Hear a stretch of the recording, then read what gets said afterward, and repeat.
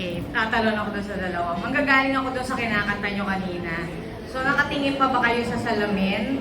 Ay, sa kisame? O nasabi nyo ng gusto kita?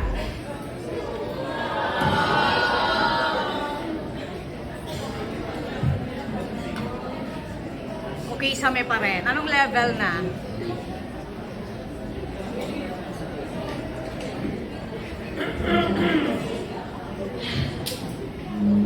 Ibang kantahin mo lang. Ay, kailan gumating. Ano daw? Magkaiba lang yung lyrics. Paano ba?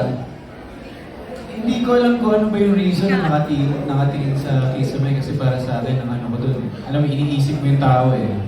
Ano, lagi naglilinger siya sa isip mo. Well, yeah. Nagugustuhan ko siya. You know, ang daming ibig sabihin nung nagugustuhan ko siya, ha? Kaya na bahala nung mag-code, but, you know, hindi naman mahirap katrabaho si Krisha, hindi mahirap maging kaibigan si Krisha. Hindi siya mahirap makilala. She's so open dun sa lahat. Actually, kahit sa kanila sa The Real Espanya, naramdaman ko na isa siya sa mga talagang very open, andyan lagi para sa lahat. Kaya siguro naging ganun din yung bond nila. O, di ba? Safe? Okay yan.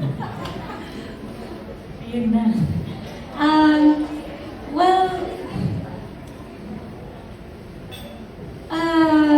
kasi kapag nagkikwentuhan kami ni Jerome, marami po kami parang nagiging, same pala, ganyan, something, mga similarities.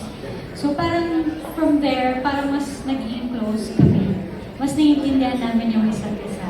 Yun po. Hindi na nga. Diyos. Okay! Thank you. Okay mo tayo.